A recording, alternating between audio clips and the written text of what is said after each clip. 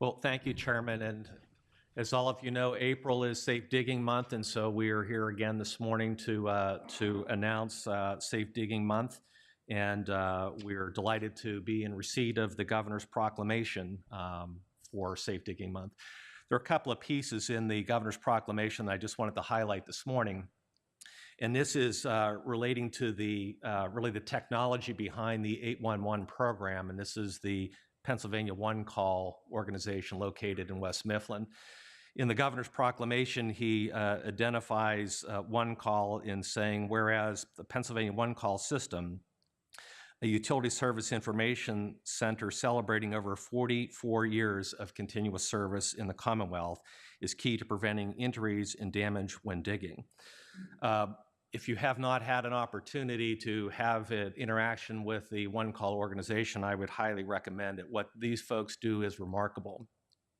On an annual basis, they respond to 750,000 notifications to the One Call system, and they issue what is called a ticket to each of those facility owners.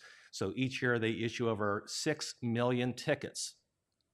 6 million tickets to those utility owners to mark their utilities in the ground. So I think it's a remarkable work for what the Pennsylvania One Call system does on an annual basis. There's another side to the One Call story, and those of you who have been around for a few years know that this has been a priority for this commission, a legislative priority for this commission, and a priority for me. I believe that probably the most important thing that we do as regulators is to deal with safety issues, and believe that this is certainly one of those. The unfortunate story of One Call is that on an annual basis there are more than 6,000 hits to underground utilities. Those are the documented hits to utilities. Of course, there are those that happen that don't get documented into the system. So I would offer that there's probably more to the story that we don't know. This priority of ours has been focused on enforcement and realizing that there are probably some ways that this law can be enhanced from an enforcement standpoint in order to change behavior. And in changing behavior, we believe that we can reduce those line hits. So we have established a goal, if that enforcement responsibility were to come to the commission, that we believe that we could reduce line hits by 50%. By the year 2020, which I think is a pretty significant, pretty aggressive goal, but certainly obtainable by what we're proposing in legislation. This unfortunately has been a 5-year exercise, so I know my colleagues are weary of hearing me.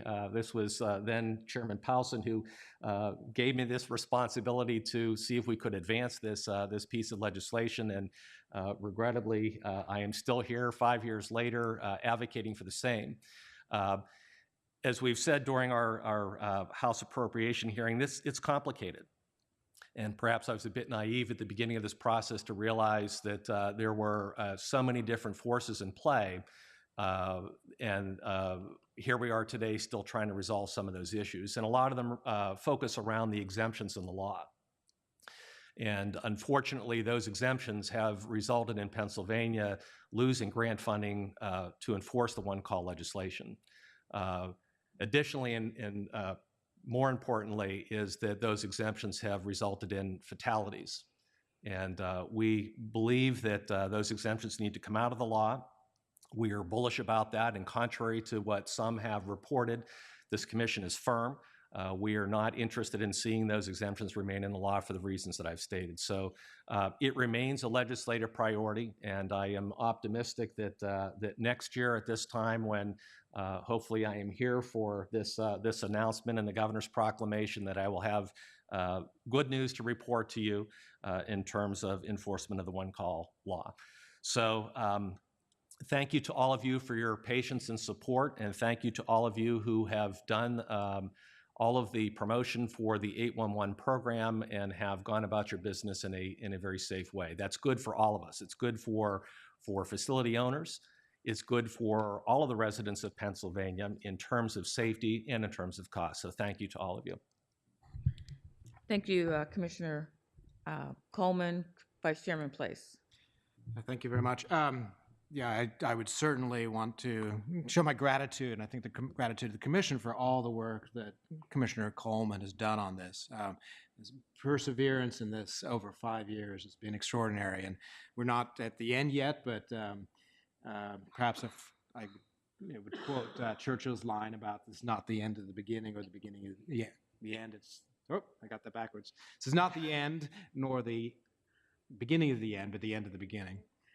Did I get that right?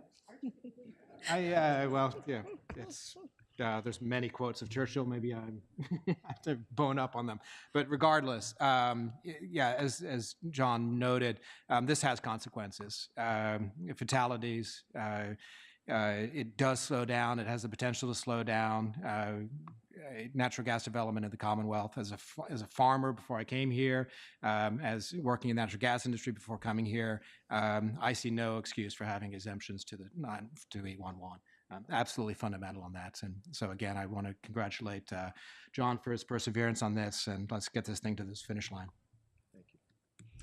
Thank you. Let me to add my remarks in terms of the work that Commissioner Coleman has done. I've been working with him as well on this, and I see the passion behind it, and I just want to make sure that you don't get weary. We are not weary of hearing about this because we know the need to have one call under our jurisdiction, so we want to make sure we're there to support you as you support the commission on this effort. So thank you very much for all the work that you've done.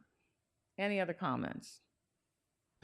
Madam Chair, Commissioner Coleman, I apologize for the 5-year effort that I put on you, but I knew back then, and we all know now, that if we want something to get it over the goal line, you pick a guy from Center County to get it done. So, and I think Andrew Place said it best, that perseverance that you've shown in dealing with all the different political actors, and the work and the support within the commission from people like Paul Metro and others.